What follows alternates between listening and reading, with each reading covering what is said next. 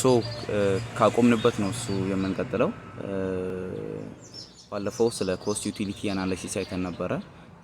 ዛሬ ስለ ቻፕተር 9 ፋርማኮኢኮኖሚክስ ፎርዝ ይር ፈርስት ሴሚስተር ፋርማሲ ስቱደንትስ የሚወስዱት ኮርስ ነው። ቻፕተር 9 ስለ ዲሲሽን አናሊሲስ ኤንድ ፋርማኮኢኮኖሚክ ኢቫሉዌሽን ነው የምናየው። ሶ እስካሁን ያየናቸው ፋርማኮኢኮኖሚክ ኢቫሉዌሽኖች ዲሲሽን ሜክ ለማድረግ ነው የሚጠቅሙ። ለምሳሌ መጀመሪያ ላይ ያየነው ምንድነው እሱ ኮስት ኢፌክቲቭነስ አናሊሲስ አይደለ? ኮስት ኢፌክቲቭነስ አናሊሲስ ምን አይነት ቦታ ነው የሚጠቅመን? ምን አይነት ዲሲሽን ሜድ ለማድረግ ነው የሚጠቅመን?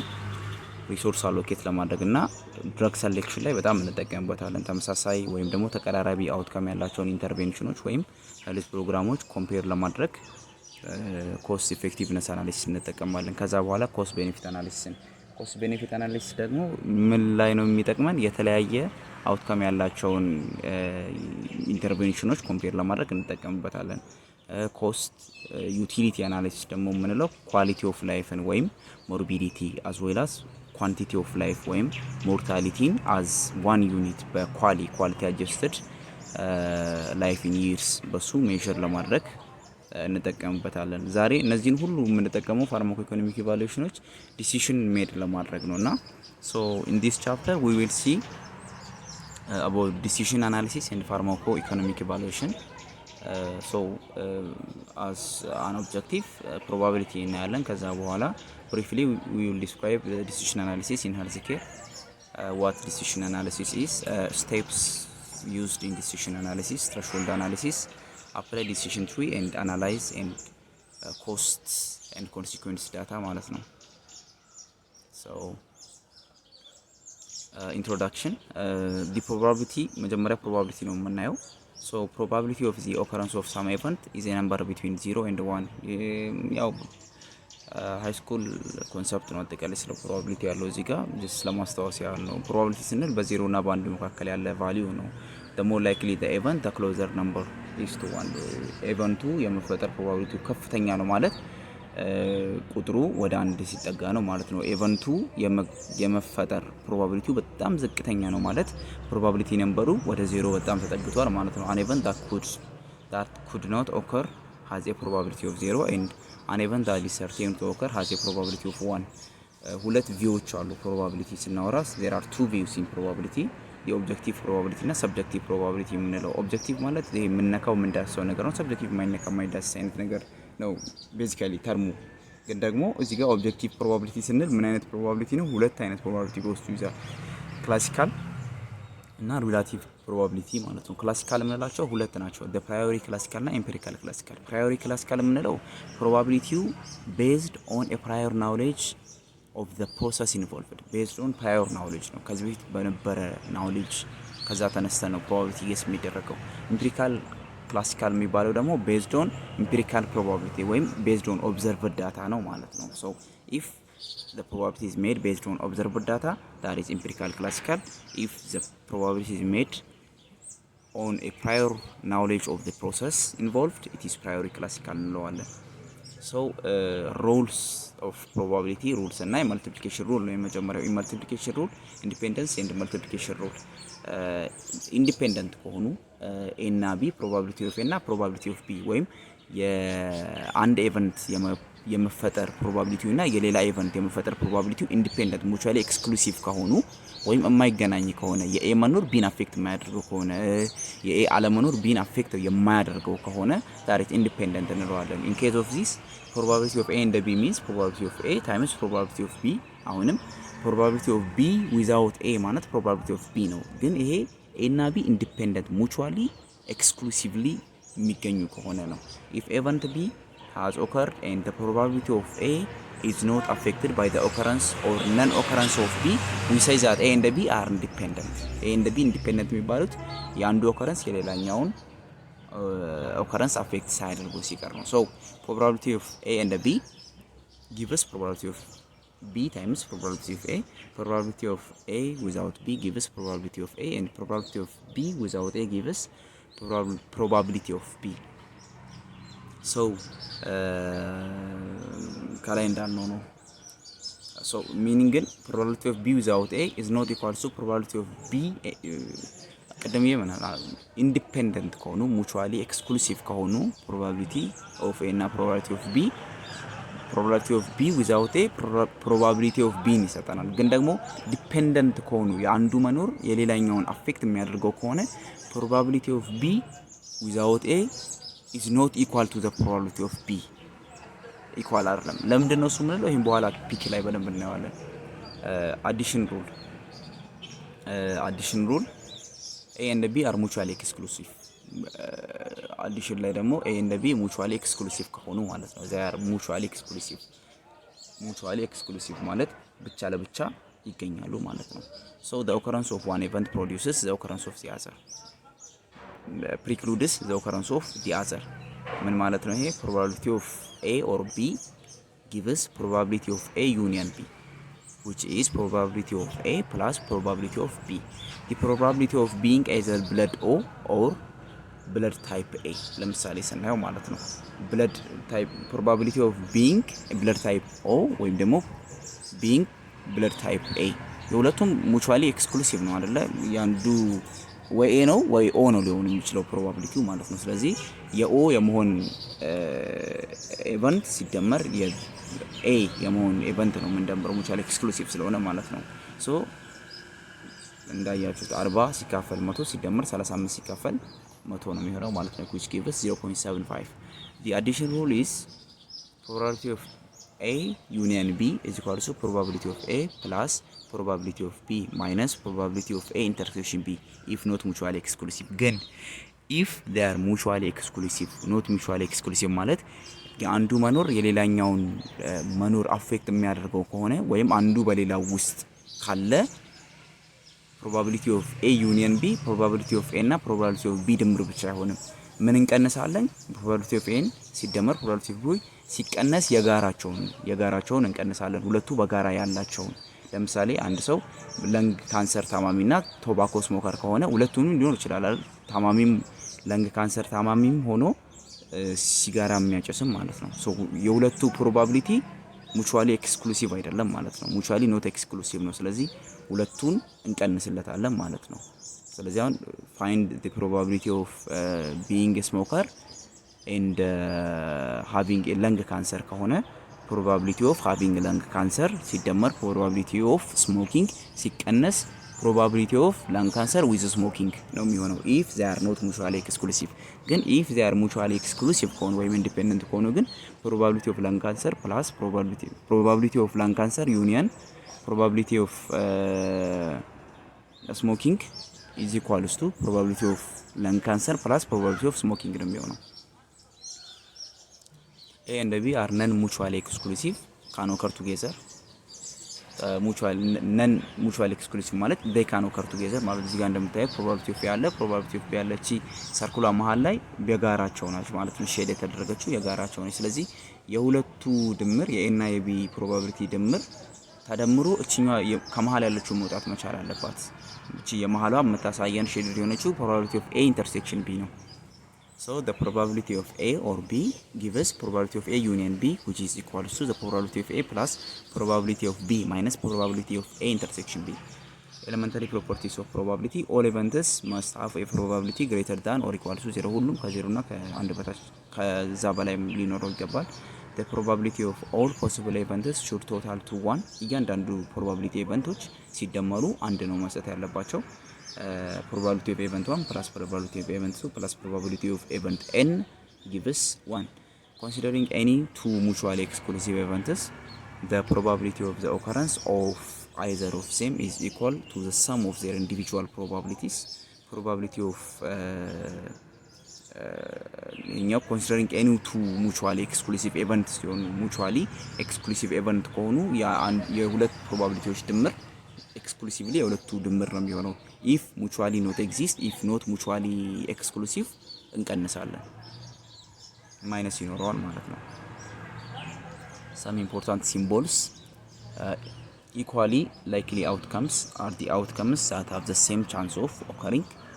A intersection B both A and B occur simultaneously involves multiplication. A union B either A or B occur or they both occur involves addition. Mutually exclusive two events are mutually exclusive if they cannot occur simultaneously በአንድ ጊዜ ሁለቱም ኦከር የማድረግ ፕሮባቢሊቲያቸው ዝቅተኛ ከሆነ ነው ሙቹዋሊ ኤክስክሉሲቭ የምንላቸው። ሰው በአንድ ጊዜ ብለድ ታይፑ ኦም ኤም ሊሆን አይችልም፣ ወይ ኦ ነው ሊሆን የሚችለው ወይ ኤ ነው ሊሆን የሚችለው። ግን በአንድ ጊዜ ሰው ለንግ ካንሰር ታማሚም ስሞከርም ሊሆን ይችላል።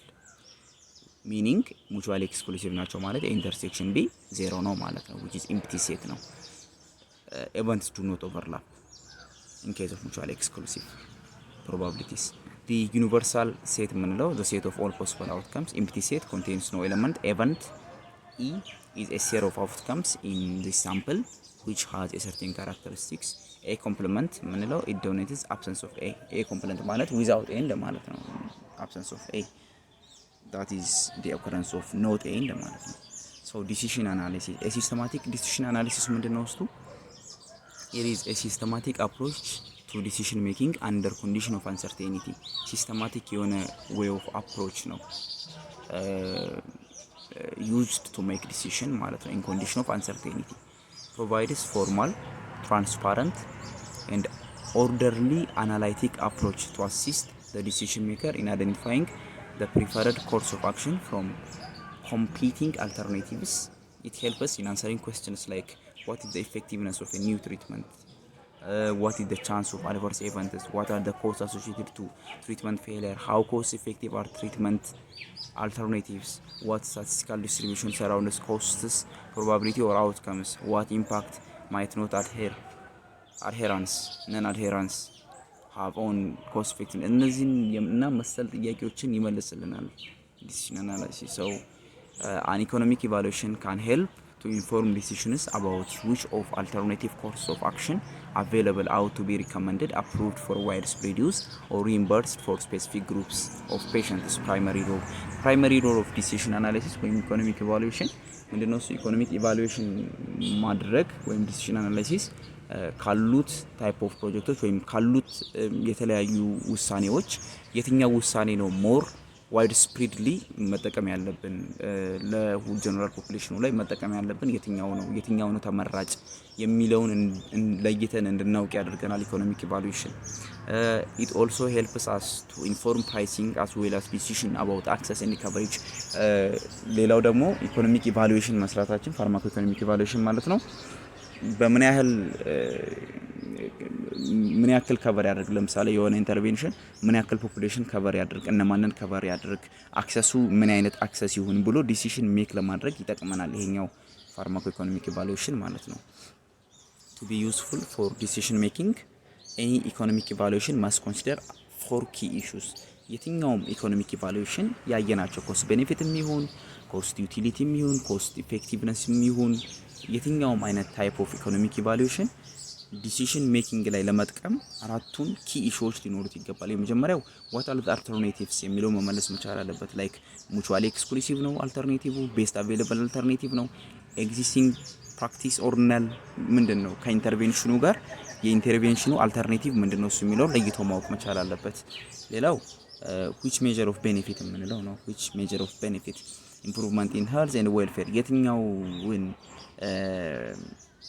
ቤኔፊት ነው ሜዠር የሚያደርግልን፣ ዌልዝ ሀብትን ነው ወይስ ጤናማነትን ነው? የትኛውን ሜዠር የሚያደርግልን የታም ሞኒተሪ ነው ወይስ ዩቲሊቲ ነው? የትኛውን ኢምፕሩቭመንት ነው ቼክ የሚያደርግልን ሜዠር የሚያደርግልን ብለን መለየት መቻል አለብን። ሶስተኛው how can the cost and benefit of each alternative be estimated እንዴት ነው እሱ የእያንዳንዱ አልተርኔቲቭ ኮስት እና ቤኔፊት ኤስቲሜት የሚደረገው? ሲስተማቲክ ሪቪው and meta analysis ማለት ነው። what will be given up as a consequence of additional costs. So additional costs ስንጨምር ወይም additional ወጪ ሲያስወጣን ምንድነው እሱ የምናገኘው ጌን እና የምናገኘው ጌን as per additional cost መቀመጥ መቻል አለበት። opportunistic costs and threshold analysis ማለት ነው። so ሌላው in most contexts decisions about health care are made on behalf of others. ብዙ ጊዜ አይተን ከሆነ ሄልዝ ኬር ላይ የጤና ተቋሙ ላይ ዲሲሽን ውሳኔ የሚወሰነው በሌሎች ነው፣ ዳይሬክትሊ በሚመለከታቸው ሰዎች አይደለም። ፎር ኤግዛምፕል should a new oncology drug be funded ሚለውን ዲሳይድ የሚያደርጉት ሌሎች ናቸው። although the type of specific questions posed in health care appear at first sight very practical and in many respects routine, they also pose the most profound questions about how social choices ought to be made. The real question is often who is to live a little longer and who is to die a little sooner than they otherwise might. ምንድነው እሱ real question in decision making economic evaluation ላይ በቃ ትክክለኛው ጥያቄ ምንድነው እሱ ማነው እሱ ቶሎ መሞት ያለበት ረጅም የኖረ ወይም ደግሞ ማነው እሱ ረጅም መኖር ያለበት ማነው እሱ ረጅም መኖር ያለበት ወይስ ማነው እሱ ቶሎ መሞት ያለበት? ምክንያቱም አንድ ሰው የዛሬ ሳምንት እንደሚሞት እርግጠኛ ሆነን የዛሬ ሳምንት ለሚሞት ሰው እያንዳንዱ ወጫችንን ማውጣት ያን ያክል ተገቢ አይደለም። he has to die sooner ወይም ደግሞ አንድ ሰው በጣም እሚድን ከሆነ በቀላል ኮስት የመዳን ፕሮባቢሊቲ ከፍተኛ ከሆነ እሱ መዳን መቻል አለበት። ስለዚህ ምርጫ ቢያጋጥመን አንድ ሰው አንድ ሳምንት ብቻ ከሆነ ያለው እና ሌላኛው ደግሞ አመት 2 አመት ካለው ከአንድ ሳምንት የምናወጣውን ወጪ ለአንድ ሳምንት ለሚቆየው ሰው የምናወጣውን ወጪ ቀንሰን ወደ ለ2 አመት ለሚቆየው ብንሰጠው ይሻላል የሚል ኮንክሉዥን ነው most of time የሚከተሉት ማለት ነው። so decision about health care should be and often are subject to the greatest possible scrutiny by a range of stakeholders including patients and their clinicians, manufacturers of pharmaceutical and devices, and immediate beneficiaries like hospital administrator of health care plans, and ultimately ministries of health and a wider society in two respects like fairness and payment system. The main contribution of economic evaluation may not be in changing the decision that are ultimately made, but how they are made. ይሄ የኛ ኤግዛም ላይ ወጥቷል። so main contribution of economic evaluation decision making ላይ ውሳኔ መወሰን ላይ በጣም ይጠቅመናል ስንል ኢኮኖሚክ ኢቫሉዌሽን ላይ እስናት ኢንቴንሽኑ የተወሰነው ውሳኔ መቀየር አይደለም፣ ግን ውሳኔው እንዴት እንደሚወሰን ኢንፍሉዌንስ ማድረግ ነው። ውሳኔው እንዴት ነው እሱ የሚወሰነው የሚለውን ነው ኢንፍሉዌንስ የሚያደርጉልን እነዚህ ኢቫሉዌሽኖች እንጂ የተወሰነውን ውሳኔ አይቀይሩልንም። by making the scientific and social value judgment explicit, it offers the opportunity for proper accountability for choices made on behalf of others. explicitly የሶሻል ቫልዩን እና የሳይንቲፊክ ጀጅመንቱን explicitly አስበን ዲሲሽን ሜክ እንድናደርግ ነው የሚጠቅመን ማለት ነው። outside healthcare, most choices are made by individuals who receive the benefit and incur the costs. ከሄልዝኬር ሲስተሙ ከጤና ተቋም ሲስተም ውጪ ያሉት ሌሎች ሲስተሞች ግን ዳይሬክትሊ ኢንፍሉዌንስድ የሚሆኑት በማንነሱ በተጠቃሚውና በሻጩ መካከል ነው ኢንፍሉዌንስድ የሚሆኑት እንጂ ልክ እንደ ሄልዝኬር በተጠቃሚውና ከሄልዝኬር ግን ሲሆን ተጠቃሚውና ሻጩ ወይም አገልግሎት ሰጪው ብቻ አይደለም የሚሳተፉት ዲሲሽን ሜኪንግ ላይ። ሌሎች ተቋማትም ዲሲሽን ሜኪንግ ላይ ይሳተፋሉ። ለምሳሌ እኔ ለመዳን አሁን ለምሳሌ እንትን ለራስ መታት ለፔን ሄጄ ዳይክሎ ሌላ መድኃኒት ብፈልግ እኔ የምፈልገው መድኃኒት እዚህ ሀገር ላይ አይኖር ይችላል። ምክንያቱም እኔ በምፈልገው ውሳኔ አይደለም ያለው። ሌሎች ኢምፖርት ሲያደርጉት ለዚህ ሀገር ለኢትዮጵያ እንደዚህ አይነት ፔን ኪለሮች ኮስት ኢፌክቲቭ ናቸው ብሎ መንግስት ከጤና ተቋሙ ጋር ከፋርማሲስቶች ጋር ተወያይቶ ቁጭ ብሎ ሴክተር ላይ ያጸደቀውን ነው። ካጸደቁት ውስጥ ነው ሄጄ መርጬ ሊገዛ የምችለው ማለት ነው። እሱን እንኳን ኦቲሲ ድረግ ከሆነ ነው እንጂ ኦቲሲ ድረግ ካልሆነ ጭራሽ ነው ያልመርጠውም ድረጉ። so why is this generally not the case in healthcare ይላል ጥያቄው። ለምሳሌ አሁን ኢዚሊ ስናስበው ለምንድነው ሌላ ተቋም ላይ ገዢዎች ሄደው የፈለጉትን መግዛት ይችላሉ፣ ጤና ተቋም ላይ ግን ማንም ሰው የፈለገውን ሄዶ መግዛት አይችልም ከጤና ተቋም። this because አንደኛ ስለሚገዙት ሌላ ተቋም ላይ ስለሚገዙት ወይም ስለሚያገኙት አገልግሎት ጥልቅ የሆነ እውቀት አላቸው ሰዎች። ጤና ተቋም ላይ ግን ስለሚገዙት መድኃኒትም ሆነ ስለሚሰጣቸው አገልግሎት ጥልቅ የሆነ እውቀት የላቸው። ሁለተኛው ሳይድ ኢፌክቶች አሉ፣ አድቨርስ ድረግ ሪአክሽኖች አሉ። እነዚህ ሁሉ አሉ እና ኦንሊ ሄልዝ ፕሮፌሽናሎች ናቸው ዲሳይድ የሚያደርጉት እንትን ላይ ሞር ዲሲሽን ላይ ማለት ነው። when faced with a choice between mutually exclusive alternative, the question is whether the additional or incremental health benefit of choosing one intervention rather than another is sufficient to justify additional incremental cost. So additional incremental cost ማለት incremental cost ምንድነው እሱ change in cost of one intervention when compared to another intervention አይደለ average ከሆነ ወይም absolute ከሆነ intervention with no intervention ነው incremental ግን ከሆነ intervention with another intervention ኮስቱን ነው የምናየው ስለዚህ at lower cost high effectiveness ያለው ነው ምን መርጠው ማለት ነው in some circumstances the choice between alternative is clear ነው አንዳንድ circumstances ላይ ለምሳሌ መጀመሪያ ቀን cost effectiveness ላይ እንዳየነው ማለት ነው cost effectiveness ላይ ምን አየን A drug A እና drug B ቢኖር drug A በዋጋ ከድረግ B ቢያንስ እና ከድረግ B ደግሞ በኢፌክቲቭነስ ከፍተኛ ቢሆን ዶሚናንት ነው አይደል drug A is dominant than drug B if not drug A ተቃራኒው ደግሞ ከሆነ drug A is dominated by drug B እንላለን so in case of this ለመምረጥ በጣም ቀላል ዲሲሽን ሜክ ማድረግ ቀላል ነገር ነው ግን ተዚላችሁ ከሆነ ግራፉ ላይ እንዳለው ማለት ነው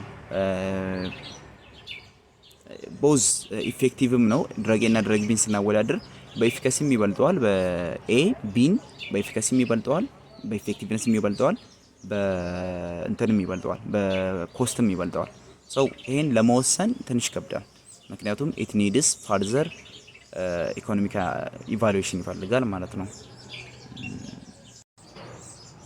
so this slide talks briefly about the concept I said it now ሙሉ አሁን ያልኩት ነው A is dominant over B ወይም ደግሞ B is dominated by A የሚለውን ኮንሰፕት ነው የሚያወራው ማለት ነው ይሄ cost effectiveness analysis ላይ ያየነው ኮንሰፕት ነው so more እዚህ አካባቢ ካልገባችሁ cost effectiveness analysis more it so this graph also talks about ባለፈው ያየነው ኮንሰፕት ነው ይሄኛው ግራፍ የሚገልጸው easily ማለት ነው ለምሳሌ አሁን y axis cost ነው የሚገልጸው x axis ደግሞ quality of life quality gain እንደምንለው quality of life in years ማለት ነው quality of life in years ነው so BBB ምንላት እቺኛዋ at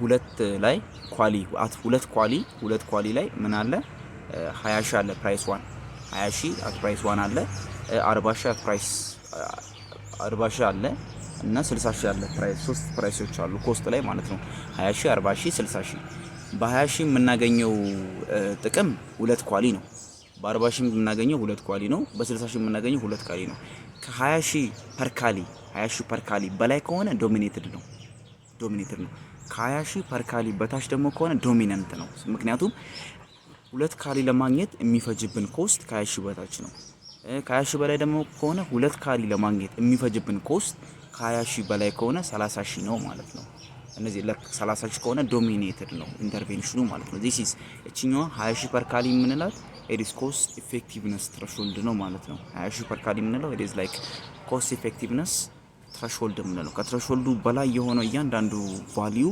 ኮስት not cost effective ነው ከትሬሾልዱ በታች የሆነ ፕራይስ ቫልዩ per two ካሊ cost effective ነው ዶሚናንት የሆነ ኢንተርቬንሽን ነው so decision analysis ላይ እንቀበለዋለን ማለት ነው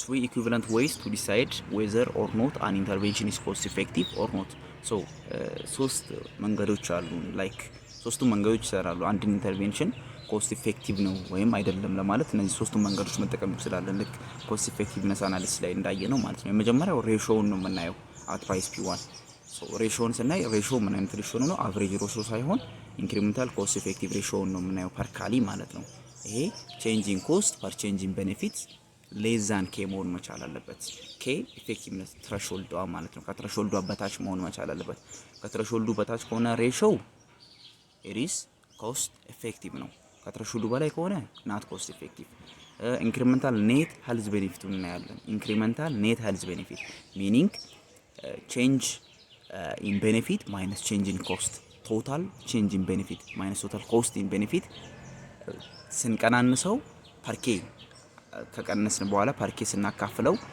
ፖዚቲቭ የሚሰጠን ከሆነ ወይም ከዜሮ በላይ የሚሆን ከሆነ it is still cost effective ነው ማለት ነው ሌላው ኢንክሪሜንታል ኔት ሞኔታሪ ቤኔፊቱ ማለት ነው ኔት ሞኔታሪ ቤኔፊቱ ፖዚቲቭ ነምበር ከሆነ የሚሰጠን it is cost effective ነው ማለት ነው so the source of data for decision analysis ይሄኛው ኮንሰፕት በነገራችን ላይ ባለፈው ያየነው ነው ሞር ኮስት ኢፌክቲቭነስ ጋር ነው የሚያያዘው ሶርስ ኦፍ ዴታ ፎር ዲሲዥን አናሊሲስ ዲሲዥን ሜክ ለማድረግ አዚ ሶርስ ኦፍ ዴታ የምንጠቀማቸው ምንድናቸው የመጀመሪያው ታይፕ ኦፍ ሶርስ የምንላቸው ላይክ ጆርናሎች ሊሆኑ ይችላሉ ፐብሊክ ሊትሬቸሮች ሊሆኑ ይችላሉ እነ ክሊኒካል ኤንድ አድሚኒስትሬቲቭ ዳታቤዝ ሊሆኑ ይችላሉ ፕራክቲካል ጋይድላይን ዳታቤዝ ገቨርንመንት ሪፖርት ሞኖግራፎች ፖሊሲ ሪሰርች ኢንስቲትዩት እነዚህ ሁሉ ላይክ ፐብሜድ ላይ የምንሰርቻቸው ጉግል ስኮላር ላይ ገብተን የምናገኛቸው እያንዳንዱ ሊትሬቸሮች አዚ ሶርስ ኦፍ ዴታ ፎር ዲሲዥን አናሊሲስ እንጠቀማቸዋለን ግሬይ ሊትሬቸር ደግሞ የምንለው ይሄኛው much valuable information is available from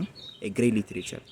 A contemporary definition, not limited to HTA, is as follows. Like grey literature stands for manifold document types produced on all level of governments, academics, business, and industry in print and electronic formats that are protected by intellectual property rights of a sufficient quality to be collected and preserved by library holding or institutional repositories but not controlled by commercial publishers ይሄ ምንድነው አጠቃላይ እዚህ ጋር ያለው ግሬይ ሊትሬቸር as a source of information ምንላቸው ብዙም ጊዜ አይገኙም ፕሮቴክተድ ናቸው with intellectual property protected የሆነ type of information ነው ይሄኛው type of source ነው ላይክ ለምሳሌ ኮካ ካምፓኒ ስቲል ኮካ እንዴት እንደሚመረት ማንንም ሰው የሚያውቅ የለም ኮካ እንዴት ነው እሱ የሚመረተው የኮካ ኢንግሪዲየንቶች እና ፕሮሲጀሩ ኮካን ለማምረት ፕሮሲጀር የምንጠቀመው ፕሮሲጀር እስካሁን ድረስ ማንንም የሚያውቅ የለም ምክንያቱም only the company knows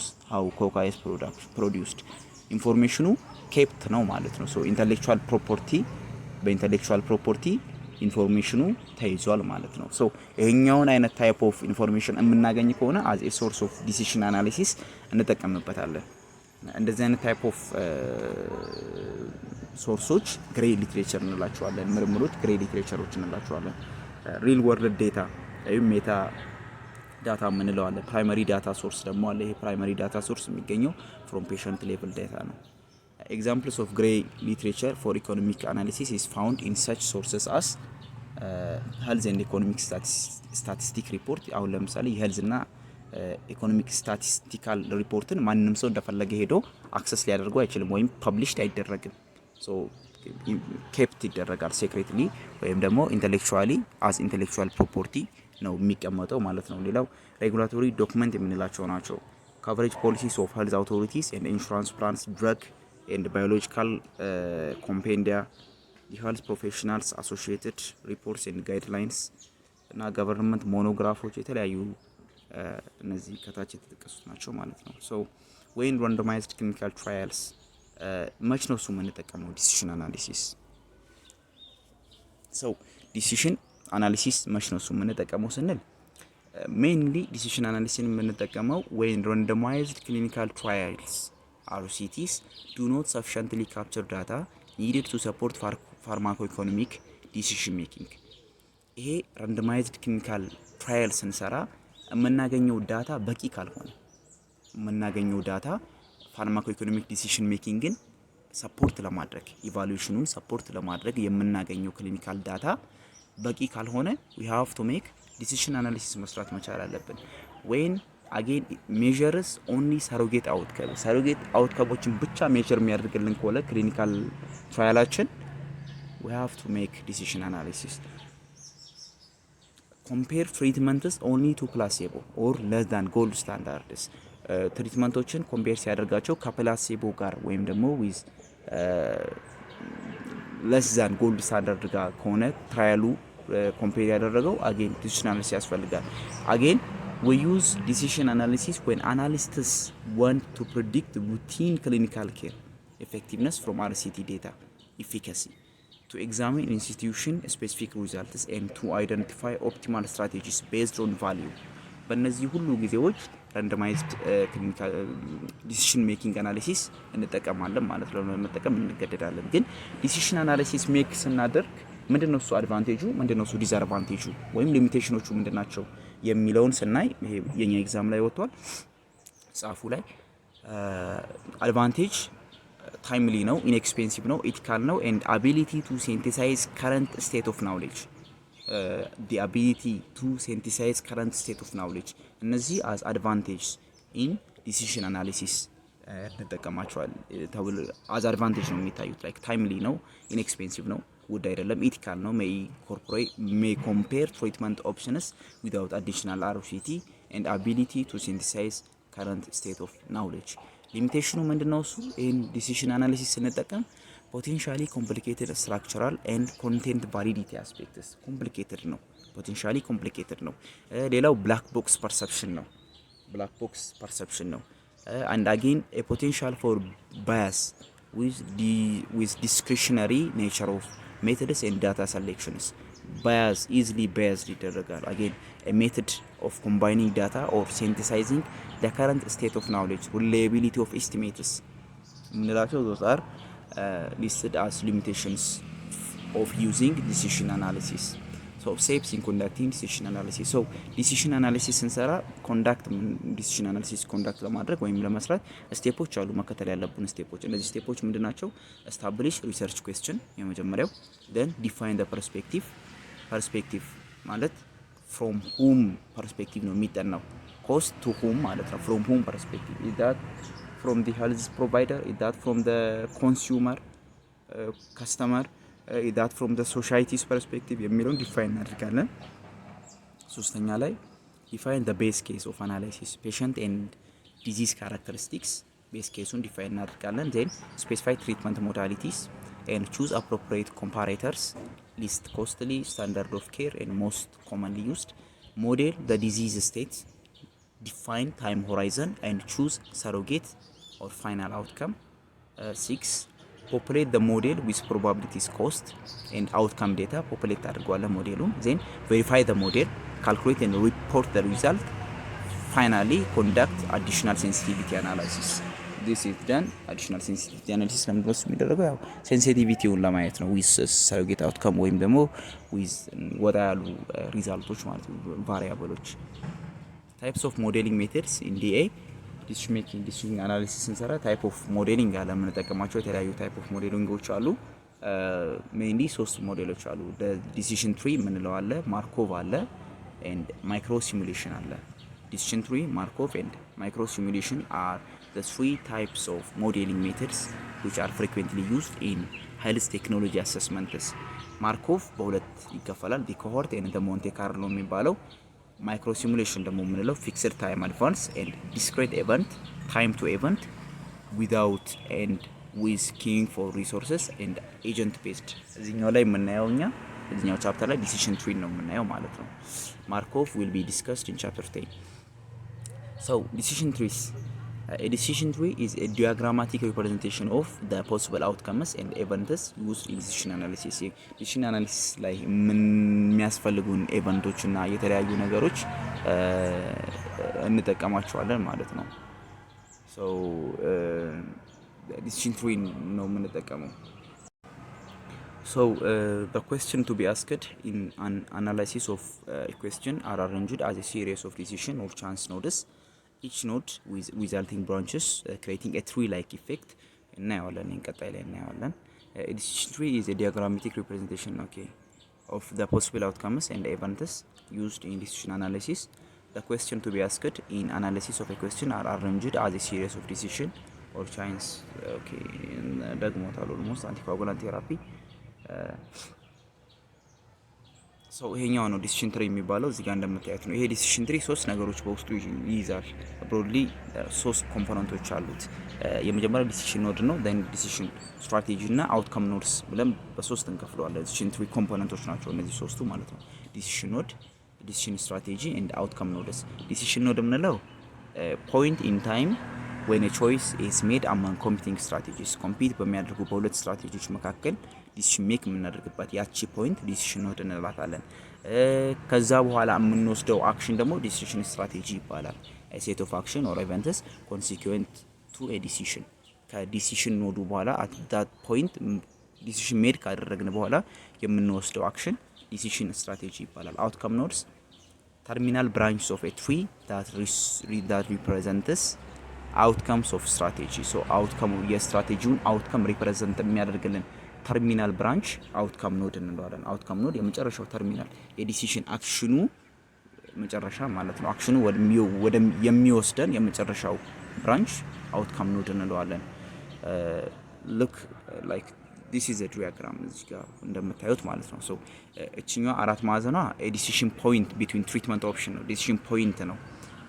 በዜሮ ያለችው እንትን ደግሞ possible event that patient experienced እነዚህ ለምሳሌ disease A አለ for disease A drug A እና drug B አለ። ስለዚህ drug A እና drug B decision node ነው ማለት ነው። ሁለት ኢንተርቬንሽኖች ወይም ኮምፒቲንግ ስትራቴጂዎች ናቸው። ከሁለቱ ከድረግ ኤ እና ከድረግ ቢ ከሁለቱ ኮምፒቲንግ ስትራቴጂዎች መረጠን ድረግ ኤን ስንመርጥ ይሄኛው possible event that patient experiences ማለት ፔሸንቱን ነው የምትገልጸው ማለት ነው ዜሮዋ። ስለዚህ በድረግ ኤ ከታከመ ሰርቫይቭ ወይ ዳይ የማድረግ ቻንሱ፣ በድረግ ቢ ከታከመ ሰርቫይቭ ወይ ዳይ የማድረግ ቻንሱ አስ በግራፍ መልክ ተቀምጧል ማለት ነው። ይሄ ፋይናል ያለው ደግሞ እቺኛዋ ተርሚናል ኖድ ትባላለች ማለት ነው። መጨረሻ ላይ ያለችው ሶ ሙቹዋሊ ኤክስክሉሲቭ ፎር ፓዝዌይ probability should be 1 in the end አንድ ላይ ስንደምረው probability always 1 መሆን መቻል አለበት። so this is decision tree። እዚህ ጋር expected cost is calculated by multiplying the probability times the cost and expected utility is calculated by multiplying the probability with utility. so advantage and disadvantage of decision tree ይሄም ጻፉ ላይ የኛ ኤግዛም ላይ መጥቶ ነበር። ምንድነው እሱ ጥቅሙ ዲያግራማቲካል ይሄንን ዲሲሽን ትሪ መጠቀማችን ስንል የመጀመሪያው ግራፊካል ነው። ግራፊካል ማለት ኢዚሊ ኤክስፕሬሲቭ ነው ማለት ነው። ካን ዲያግራማቲካሊ ሪፕሬዘንት ዲሲሽን አልተርናቲቭስ ቻንስ ኢቨንትስ ኤንድ ፖሲብል አውትካምስ ቪዥዋል አፕሮች አሲስት ዊዝ ኮምፕሬሄንዲንግ ዲሲሽን ሲኩዌንስ ኤንድ ዲፔንደንሲስ ኤፊሽንት ነው ሚኒንግ quickly it expresses complex alternatives quickly በጣም ኮምፕሌክስ የሆነ አልተርናቲቮች ወይም ምርጫዎች ኢንተርቬንሽኖች quickly እንድንመርጥ ያሳየናል ይረዳናል ማለት ነው። ኤፊሽንት ነው ማለት for quick expression of complex alternatives graphical ስንል for diagrammatical representation of decision alternatives ነው። complementary ደግሞ ስንል it can use in conjunction with other methodologies like append recursive method to terminal nodes with ሌሎች ሜቶዶሎጂዎች አንድ ላይ as complementary እንጠቀመዋለን።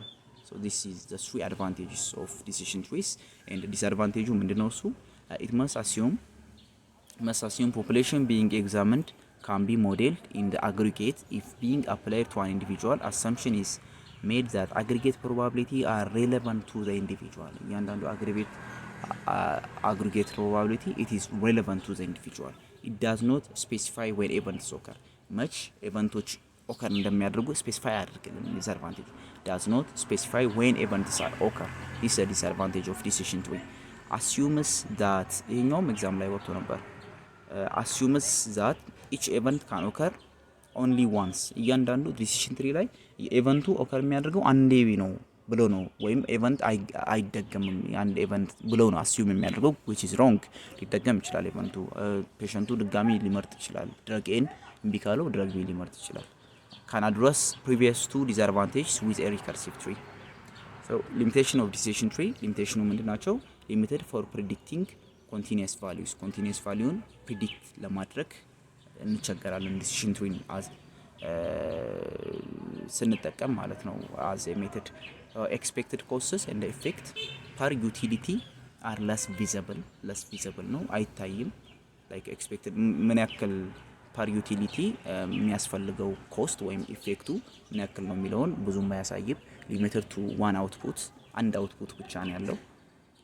this is also the limitations of using decision trees.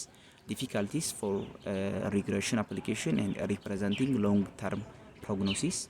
difficulties to apply when patient is experiencing recurrence events, particularly chronic disease.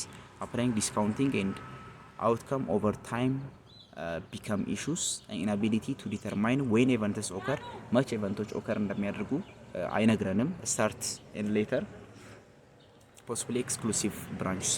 those are limitations of using decision analysis. calculating expected value of a decision tree እንዴት ነው እሱ decision tree expected value calculate የሚደረገው ስንል the expected value of a decision tree is calculated by averaging out or folding back the branches of the tree የብራንች ወይም averaging out ነው የምንጠቀመው ወይም folding back እንደተጠቀመን ነው ካልኩሌት የምናደርገው the value of each strategy is pass probability to the terminal node multiplied by the payoff at the terminal node branching probabilities can be deterministic represented by point values example 0.6 or stochastic represented by probability distributions normal exponential uncertainty around branching probabilities and terminal node value is examined with sensitivity analysis በእያንዳንዱ በተርሚናል ኖድ value መካከል there is uncertainty እና ያ uncertainty examined የሚደረገው with sensitivity analysis ነው so this is examples of using decision analysis እዚህ ጋር ስቴፖች አሉ steps in this deterministic example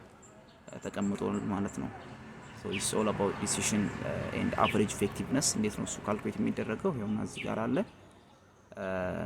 ፋይናል ሶሉሽን የካልኩሌሽኑ ነው ልክ ባለፈው እንዳለው ነው ኢዚ የሆነ ካልኩሌሽን ነው ላይክ ኢንክሪመንታል ኮስት ኢፌክቲቭ ሬሾ ካልኩሌት የሚደረገው አቨሬጅ ኮስት ድራግ ቢ መጀመሪያ ካልኩሌት እናደርጋለን then we will calculate the average cost of drug A from that table and we will also calculate average effect of drug B then average effect of drug A then ቼንጃቸውን እናያለን ማለት ነው ቼንጁን ካየን በኋላ የምናገኘው value it represents cost effectiveness of the drugs ማለት ነው so is drug be cost effective እንደሚለውን cost effective ነው ለማለት ደግሞ ሶስቱን ባለፈው ያየናቸውን ሲናሪዮች ነው የምንጠቀመው አይዘር በሬሾ መብለጥ መቻል አለበት ሬሾ ትልቅኝ ከፍተኛ መሆን መቻል አለበት ወይም ደግሞ ኔት ኢፌክቲቭነሱ መብለጥ መቻል አለበት ማለት ነው